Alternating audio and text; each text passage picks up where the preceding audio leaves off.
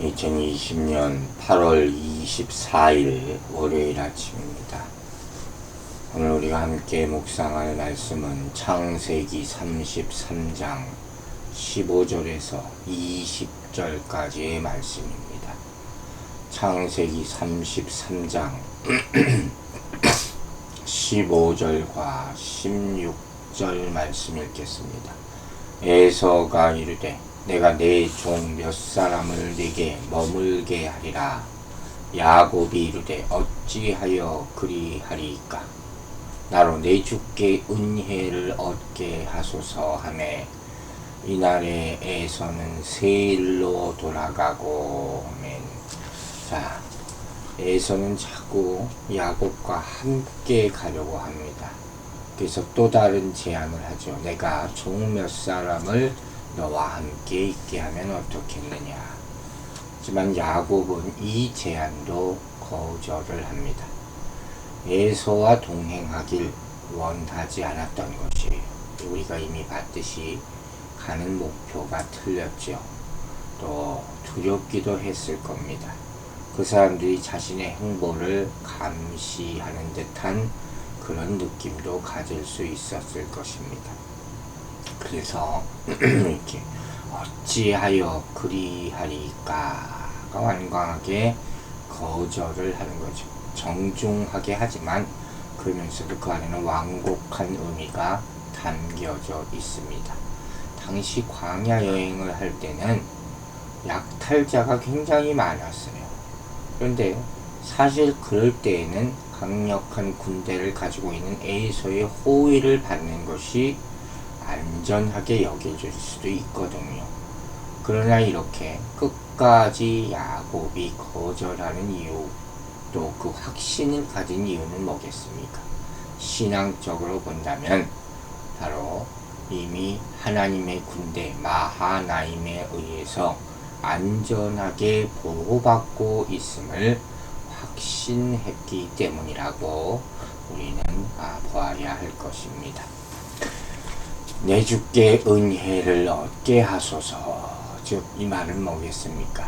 형에게 다시 한번 은혜를 베풀어서, 형께서 다시 한번 은혜를 베풀어서 너그럽게 제 사양의 뜻을 이해하시고 받아주시옵소서 청하는 모습이죠.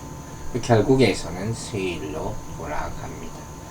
이렇게 형제는 다시 헤어지고 서로 떨어진 곳에서 정착해 살아가게 되는 것입니다. 나중에 이런 말씀이 나오는 것을 볼 수가 있어요. 두 사람의 소유가 풍부해서, 36장에 두 사람의 소유가 풍부해서 함께 거주할 수 없음이라라. 그들이 거주하는 땅이 그들의 가축으로 말미암아 그들을 용납할 수 없었더라. 36장 6절과 7절 말씀이죠.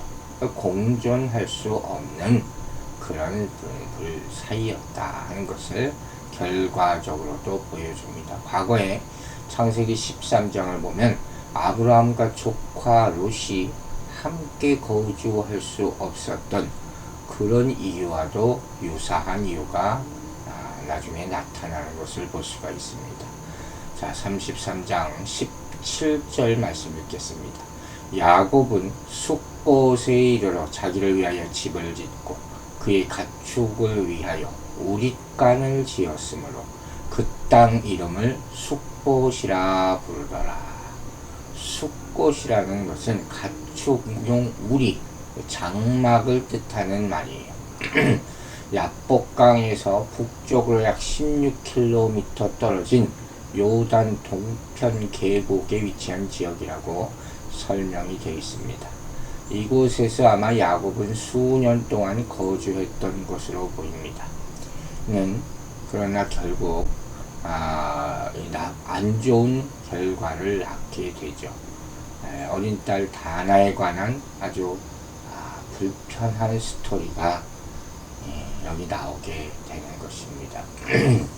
한편 우리가 생각해 볼 것이 있죠. 야곱 일행이 이곳에서 이 정도로 장기간 체류한 이유를 한번 생각해 봐야 되는데, 이런 추측을 할 수가 있습니다. 먼저 라반의 집에서 20년간에 걸친 종살이에 따른 그런 압박감과 급한 도피 여행을 했잖아요.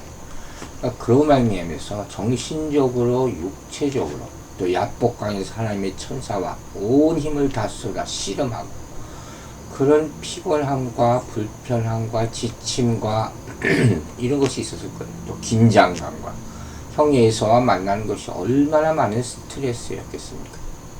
심신이 완전히 지쳐 있어서 일단 휴식이 좀 필요했다 하는 것을 생각할 수가 있겠죠. 이 우릿간이라는 것은 가축을 위해서 만든 처소예요. 풀잎, 갈대 이런 걸로 만든다고 합니다. 가나안에 이런 처소를 만든다는 것은 오랜 기간에 머물려 한다는 것을 우리가 파악할 수가 있죠. 자, 18절 보겠습니다. 야곱이 밧단 아람에서부터 평안히 가나안 땅 세겜 성읍에 이르러 그 성읍 앞에 장막을 치고 있어요. 밧단 아람이라는 말의 뜻은 아람의 평야, 밧담이 평야라는 뜻이에요. 이 메소포타미아 북부 지역에 위치한 곳입니다. 여기는 데라, 아브라함의 아버지 데라가 죽고 나홀이 거주한 그런 성인 하란이 있는 곳이 바로 이 밧단 아람이에요. 이 밧단 아람에서부터 평안히 이렇게 되죠. 이 직역하면 뭐라고 되어 있냐면 그가 밧단 아람에서부터 돌아왔을 때 이렇게 표현하고 있어요. 즉 이 말은 의미심장한데 창세기 28장에서 보았던 내가 평안히 아버지 집으로 돌아가게 하시오면 여호와께서 나의 하나님이 되실 것이요 라고 서원했던 장면이 있지 않습니까? 그 베델 언약이에요. 하나님께서 맺으신 언약이죠. 그 내용이 떠오르게 되는 거예요. 야곱이 외삼촌 라반의 집인 밧단 아람에서 고달프게 살았지만 성경은 그가 평안히 가나안으로 돌아왔다고 결과적으로 말하고 있다 하는 것이에요. 하나님의 말씀이 성취된 것을 보여주는 그런 말이죠. 평안히 돌아왔다.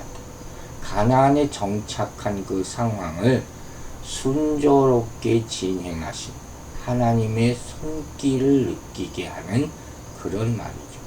하는 야곱에게 절대 안전이 보장되었다 하는 그런 뜻입니다. 우리 삶에도 힘들고 어렵지만 하나님의 손길은 계속 함께함을 잊지 말아야 할 것입니다. 여러분, 하나님은 그분의 백성을 보호해 주시고 끝까지 책임져 주시는 분입니다. 그런데 또한 이 구절은 하나님이 야곱이 소원한 바를 이루어 주신 반면 야곱은 자신의 소원을 잊어버리고 있었다 하는 것도 보여줘요.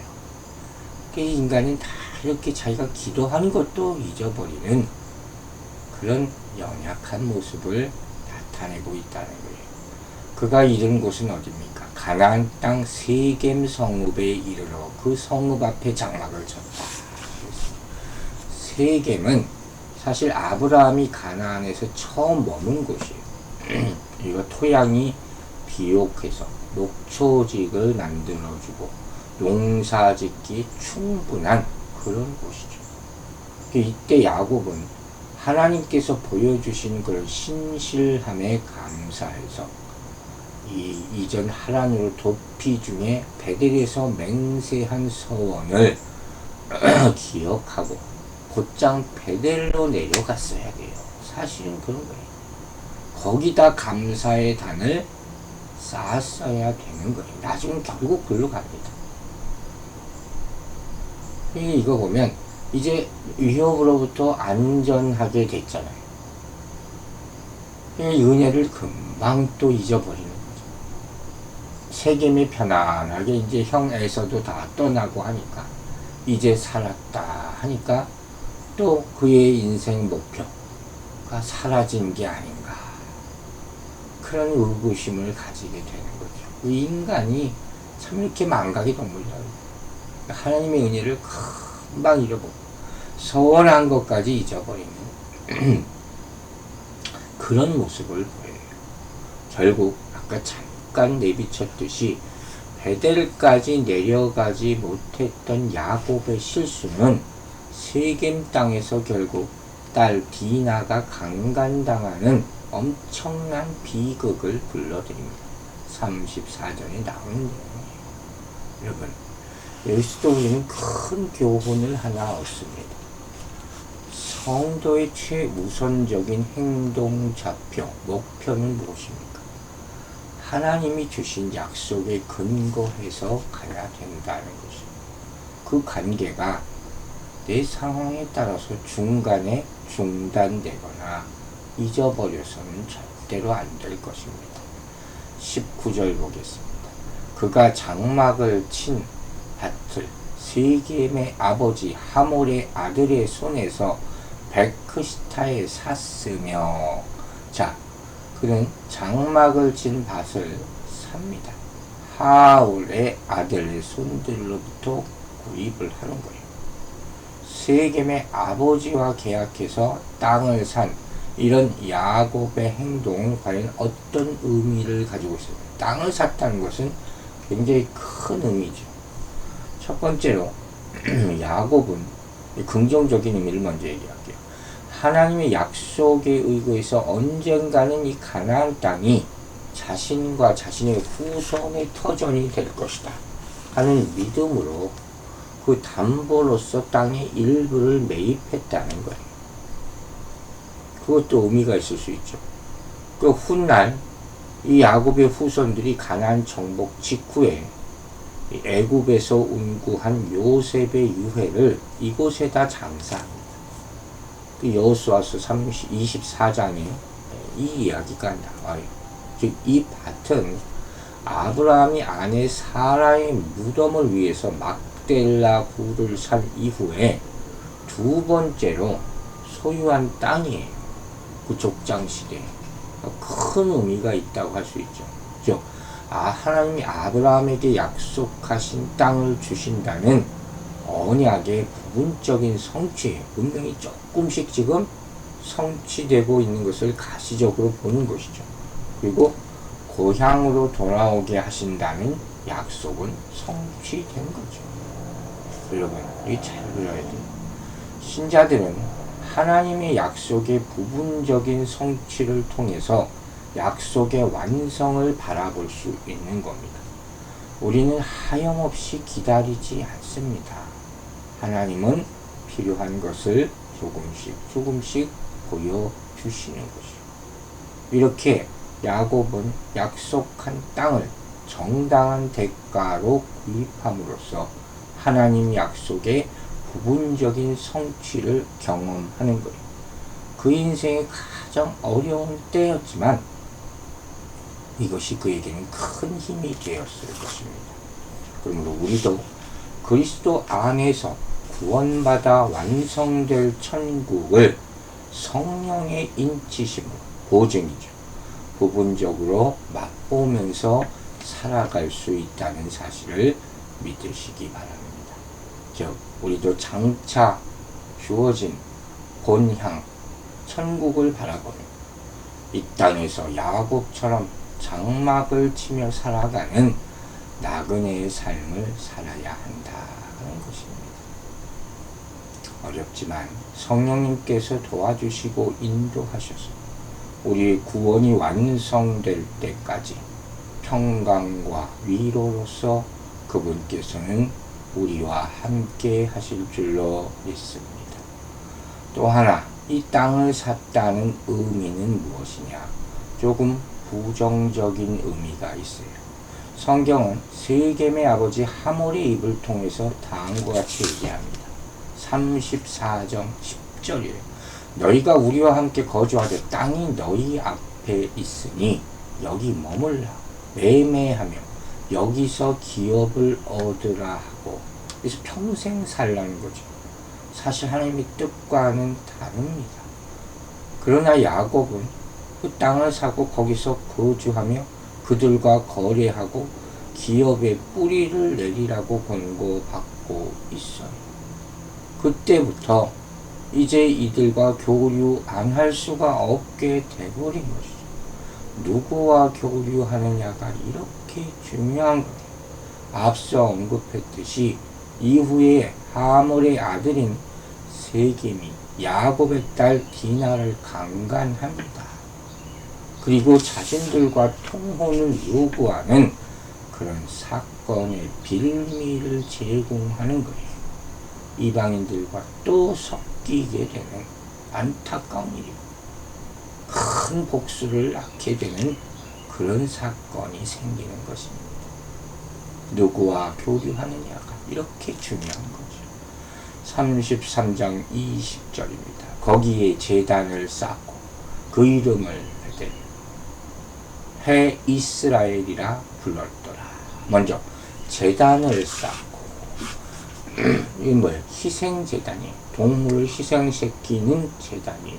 즉 야곱은 조부 아브라함이 처음 가나안 땅에 들어와서 제단을 쌓은 그곳에서 같은 제단을 쌓음을, 그래서 하나님께서 인도하여 주신 땅을 거룩히 구별하여 먼저 드립니다. 이것이 바로 제사의 의미가 되겠죠. 엘로헤 이스라엘 이렇게 명명했어요. 이 이름은 하나님은 이스라엘의 하나님이시다. 엘 하는 것이 하나님이죠. 이스라엘의 하나님이시다. 이제 이렇게 부릅니다. 야곱이 이런 표현을 씁니다. 그래서 무엇보다도 바로 브니엘에서 하나님이 그의 이름을 이스라엘로 바꿔주셨기 때문이죠. 이젠 자기 스스로 야곱이라 안 하고 이스라엘이라고 부르는 거예요. 그래서 하나님을 이스라엘의 하나님 이렇게 표현하는 것이죠. 이전에 아브라함의 하나님, 이삭의 하나님 이런 표현을 썼잖아요. 이제는 이스라엘의 하나님이란 표현을 쓰고 있어요. 또 이전에도 야곱은 제단을 쌓은 적이 있습니다. 베델에서. 여러분 기억하시죠? 28장에서 야곱이 아침에 일찍 일어나 베개로 삼았던 돌을 가져다가 기둥으로 세우고 그 위에 기름을 붓고 그곳 이름을 베델이라 하였더라. 아주 엄청난 꿈을 꾸고 그곳에서 제단을 쌓았다. 그리고 서원을 했습니다.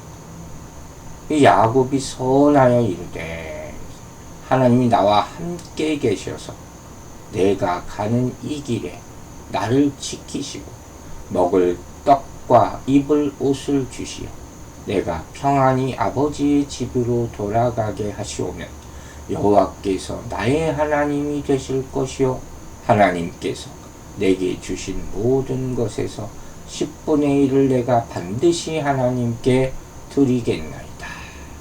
28장 20절에서 22절까지 이렇게 서원하지 않았습니까? 근데 이때 쌓은 제단은 사실 엄밀하게 보면 약식 제단이에요. 이 정식으로 제단을 쌓은 것이라고 말하기는 조금 어렵죠. 그 야곱이 처음으로 온전한 제단을 쌓은 것이 바로 오늘 이 본문에 기록된 것이라고 볼 수가 있습니다. 자, 이 서원에 나오듯이 자신의 하나님을 이와 같이 이스라엘의 하나님이라 고백한 야곱은 이후에 35장 보면 다시 베델로 올라가게 됩니다. 이렇게 야곱은 하나님의 은혜를 기억해서 제단을 만들고 예배를 드린 것입니다. 아마 이 예배 드릴 때 하나님의 인도하심과 보호하심과 전능하심을 절실히 느끼면서 예배 드렸을 겁니다. 그 하나님이 이스라엘의 하나님이 자기 편을 되어 주시고 약속을 지켜 주셨어요. 그러니 그냥 하나님이 될 수가 없죠. 이스라엘의 하나님이죠. 이런 감격이 예배를 통해서 고백된 것입니다. 여러분, 이러한 때 우리가 가장 먼저 해야 될 것이 뭡니까? 바로 예배입니다. 고침받은 후에, 은혜 받은 후에 하나님을 바로 잊어버리는 사람들이 있어요. 그리고 제 갈 길만 간 이 9명의 나병 환자 이야기 아시죠? 그렇게 되면 안 됩니다. 여러분, 은혜 받은 것을 잊지 마시기 바랍니다. 그 두 번째로 또 제단을 쌓은 것이 어디였다고요? 베델이죠. 35장에 나와요. 여기는 과거에 약식으로 돌기둥 세웠던 과는 다릅니다. 이때는 하나님이 제단을 쌓으라고 명령하세요. 35장 1절에 나옵니다. 그리고 야곱이 그 말씀에 순종한 것입니다. 이렇게 야곱은 세겜에서 하나님의 명령이 없음에도 제단을 쌓은 것을 볼 수가 있습니다. 즉 이러한 모습은 세겜에 정착하는 것에 대한 야곱 자신의 불안한 마음을 암시하고 보여준다고 할 수도 있는 것입니다. 여러분, 우리는 예수 그리스도 안에서 하늘의 모든 신령한 복을 받은 자입니다. 믿으시면 아멘 하시기 바랍니다. 그리스도 안에서 하나님의 자녀가 되고 하나님을 아버지라 부를 수 있는 자녀의 권세를 받았습니다. 하나님의 자녀로서 하나님과 친밀한 사귐을 가지고 날마다 찬양과 감사로 예배하는 것이 가장 큰 축복이라는 사실을 잊지 마시기 바랍니다. 여러분의 하나님은 어떤 하나님입니까? 다른 누구의 하나님이 아닌 내 인생을 책임지고 인도하시는 나의 하나님께서 그 우리가 드리는 예배를 가장 기쁘게 받으십니다. 이것이야말로 지금 우리가 해야 할 가장 중요하고 시급한 일이라는 사실을 명심하시기를 주의 이름으로 축원합니다. 기도하겠습니다. 아버지 하나님, 야곱이 하나님의 축복받은 이유를 우리는 오늘 보았습니다.